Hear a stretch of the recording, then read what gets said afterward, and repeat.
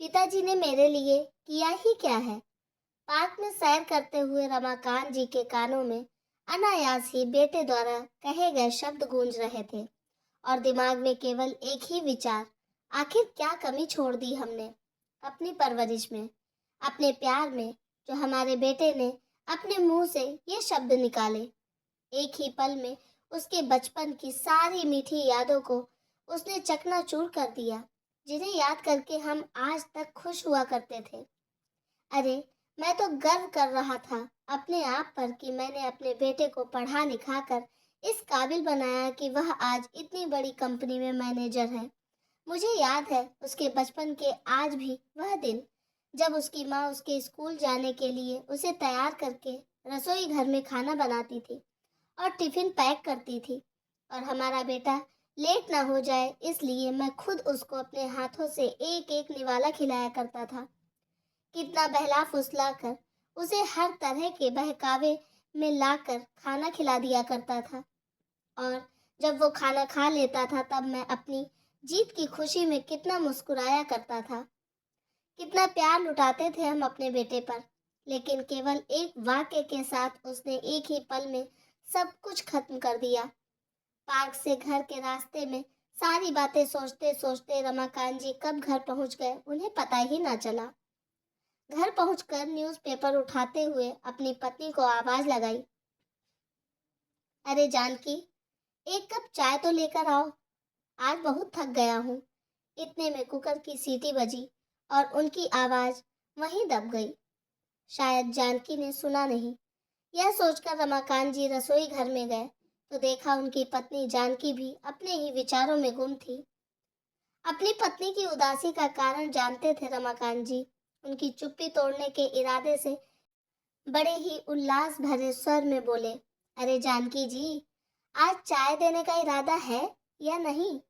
एकाएक अपनी सोच विचार में मग्न जानकी जी अपने पति की आवाज सुनकर जैसे झटका सा खा गई और उन्हें देखते ही तुरंत बोली, अरे आप आ गए? मैं आपका ही इंतजार कर रही थी। आज नाश्ता देरी से बना था और रोहित को जाने की जल्दी थी। आज उसकी कंपनी में चेयरमैन आ रहे हैं ना, इसलिए सुबह 7 बजे ही जाना था उसे, तो रोहित बिना टिफिन लिए ही घर से चला गया है।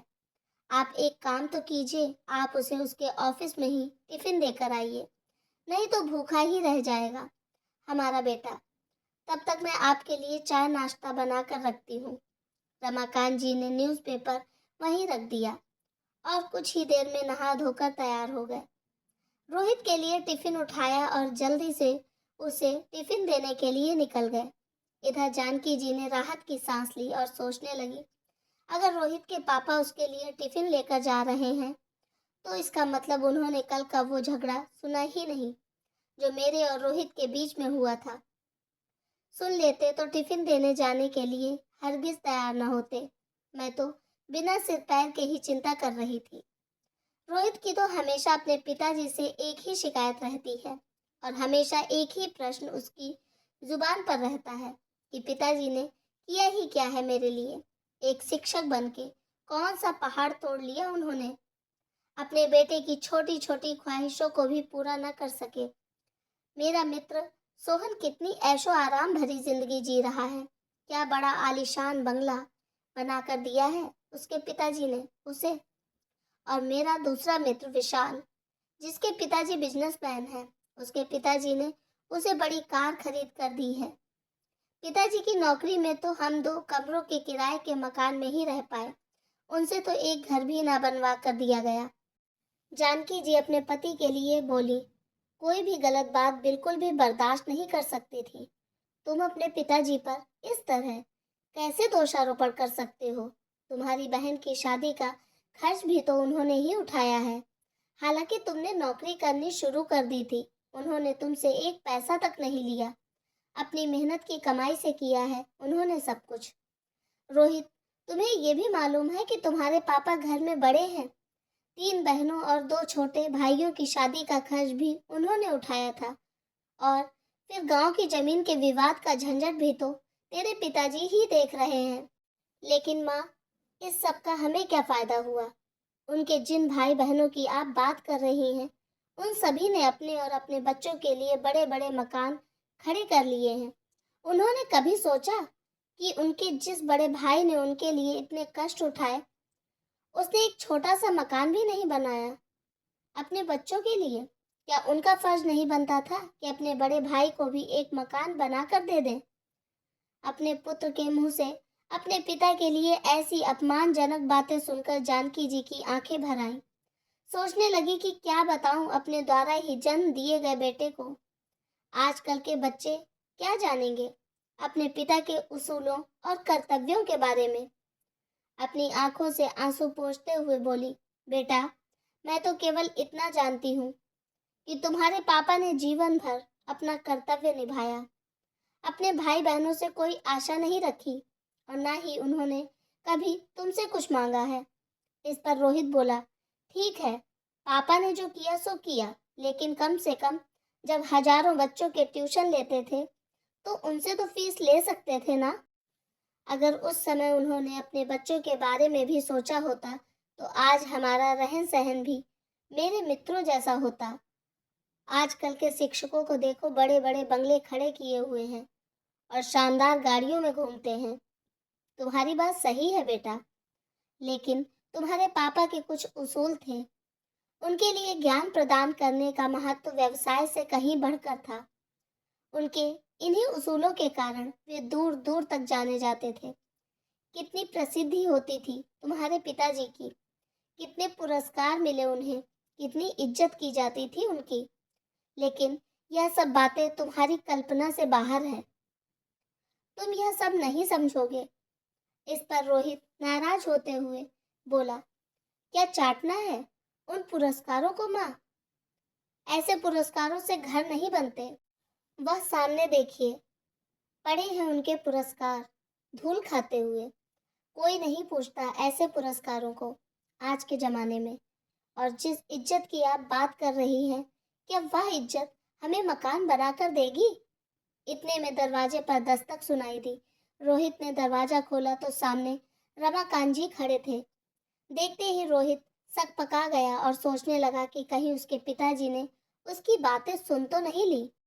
हालांकि रमाकांत जी ने सब कुछ सुन लिया था, लेकिन वे कुछ बोले बिना ही अंदर चले गए और माँ बेटे की बहस वहीं पर समाप्त हो गई। यह था जानकी जी और रोहित का कल का झगड़ा, जिसको लेकर जानकी जी परेशान थी। रमाकांत जी ने टिफिन को साइकिल पर लटकाया और तपती धूप में रोहित की कंपनी में जाने के लिए निकल पड़े। 7 किलोमीटर दूर कंपनी तक पहुंचते पहुंचते उनका दम फूल गया था।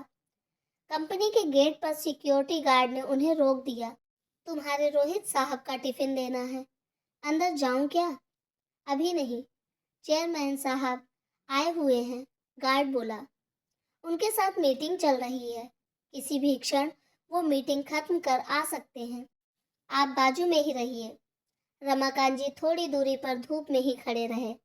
आसपास कहीं भी बैठने के लिए जगह नहीं थी। थोड़ी देर बोलते बोलते पूरा 1 घंटा बीत गया। खड़े खड़े पैरों में भी दर्द उठने लगा था, इसलिए रमाकांत जी वहीं गर्मी से तपते हुए एक पत्थर पर बैठने लगे। तभी गेट की आवाज आई। शायद मीटिंग खत्म हो गई होगी। चेयरमैन साहब के पीछे पीछे कई अधिकारी और उनके साथ रोहित भी बाहर आया। उसने अपने पिताजी को वहां खड़े देखा तो मन ही मन कुढ़ने लगा। सोचने लगा कि अगर टिफिन घर पर रह गया था तो क्या जरूरत थी लेकर आने की। ऊपर से कुर्ता पैजामा पहन कर आए हैं, कम से कम मेरी रेपुटेशन का तो ख्याल किया होता। चेयरमैन साहब कार का दरवाजा खोलकर बैठने ही वाले थे तो उनकी नजर रमाकांत जी की ओर गई। वे कार में बैठते बैठते रुक गए और रमाकांत जी को देखने लगे। वो सामने कौन खड़ा है? उन्होंने सिक्योरिटी गार्ड से पूछा। अपने रोहित सर के पिताजी हैं, उनके लिए खाने का टिफिन लेकर आए हैं, गार्ड ने कपकपाती आवाज में कहा।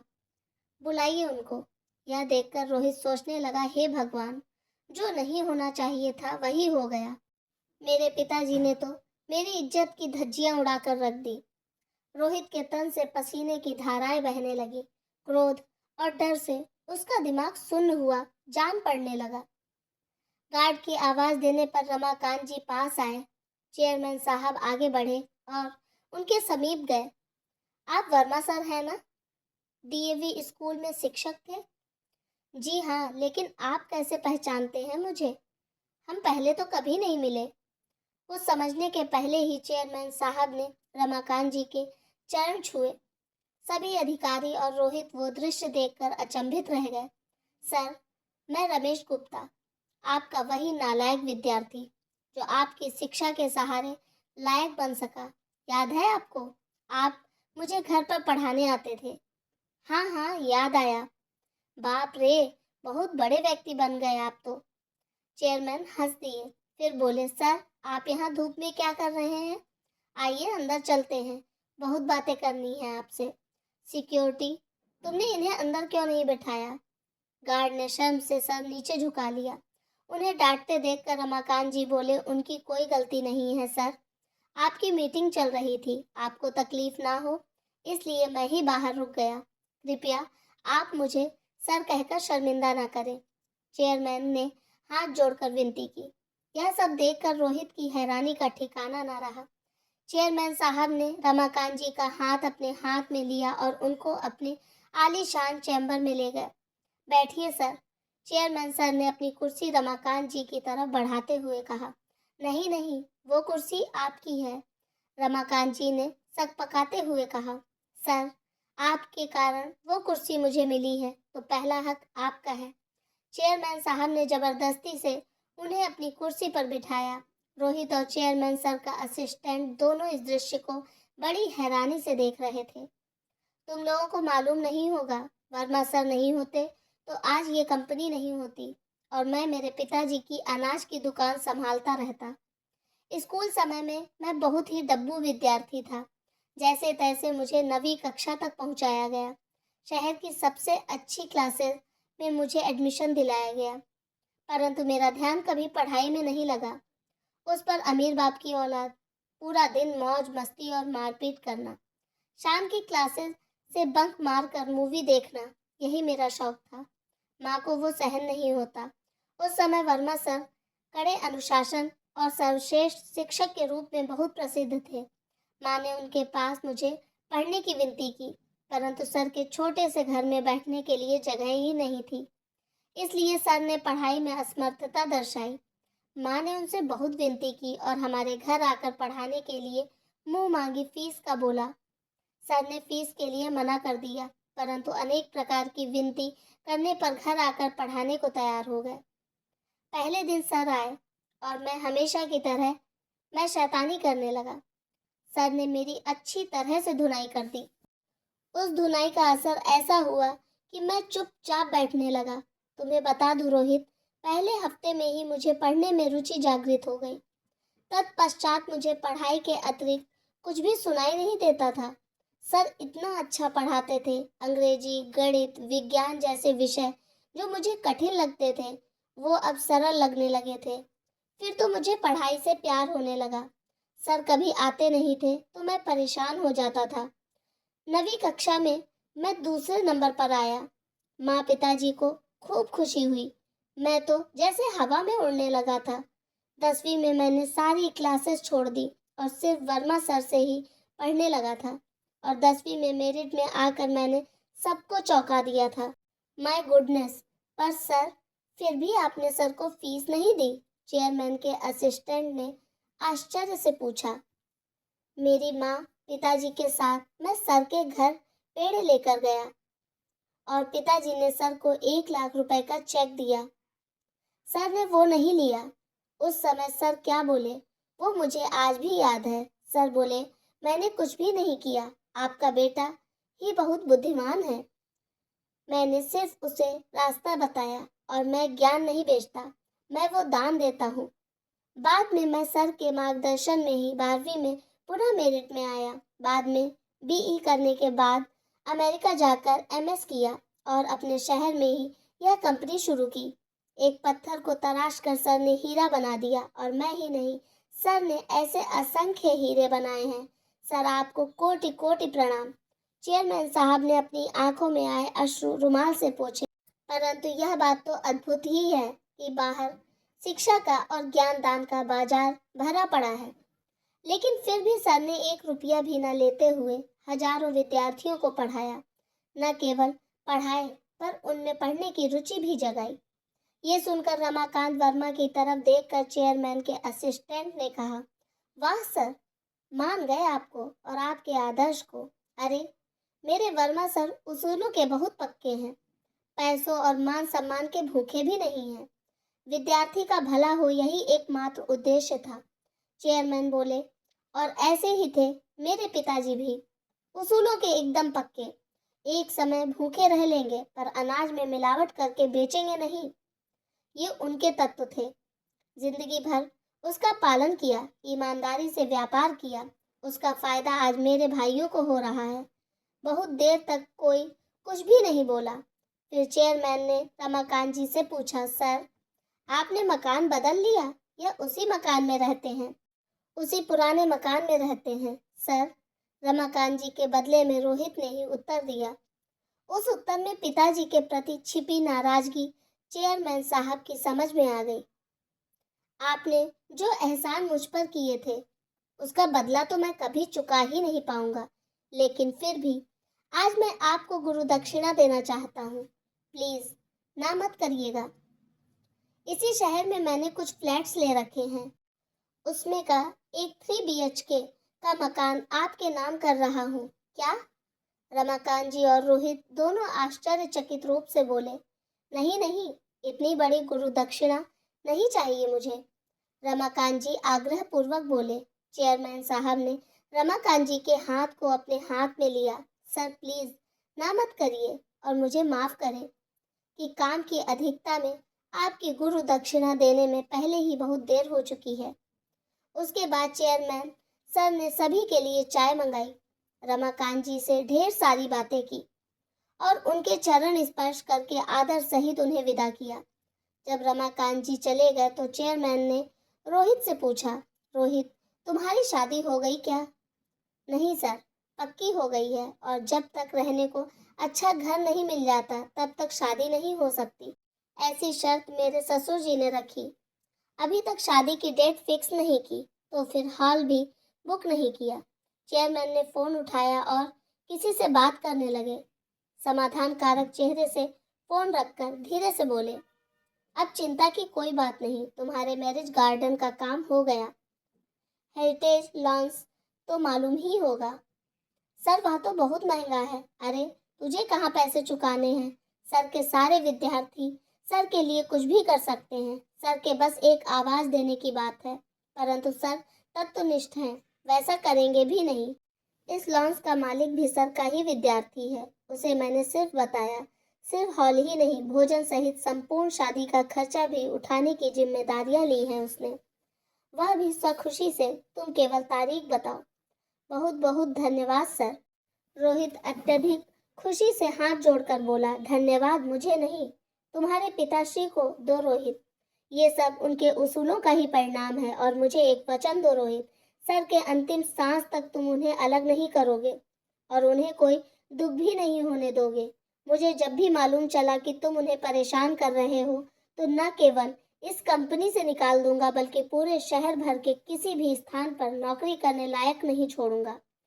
ऐसी व्यवस्था कर दूंगा। चेयरमैन साहब कठोर शब्दों में बोले, नहीं सर, मैं वचन देता हूँ वैसा कुछ भी नहीं होगा। रोहित हाथ जोड़कर बोला। शाम को जब रोहित घर आया तब रमाकांत जी किताब पढ़ रहे थे। जानकी जी पास ही बैठी हुई चावल के कंकड़ निकाल रही थी। रोहित ने बैग रखा और रमाकांत के पांव पकड़कर बोला, पापा, मुझसे गलती हो गई। मैं आपको आज तक गलत समझता रहा। मुझे पता नहीं था पिताजी की आपके उसूलों का इतना महत्व है। आपका व्यक्तित्व इतना महान है। कल ही मैंने आपके बारे में माँ को कितना अनाप शनाप बोला, आप नहीं जानते। इसके लिए भगवान मुझे कभी माफ नहीं करेगा। मुझे मालूम है बेटा, मैंने दरवाजे के बाहर खड़े हुए सब कुछ सुन लिया था, फिर भी आप मुझे टिफिन देने आए। रोहित की आंखें आंसुओं से डबडबा गई। कुछ कहने के लिए उसे शब्द नहीं मिल रहे थे।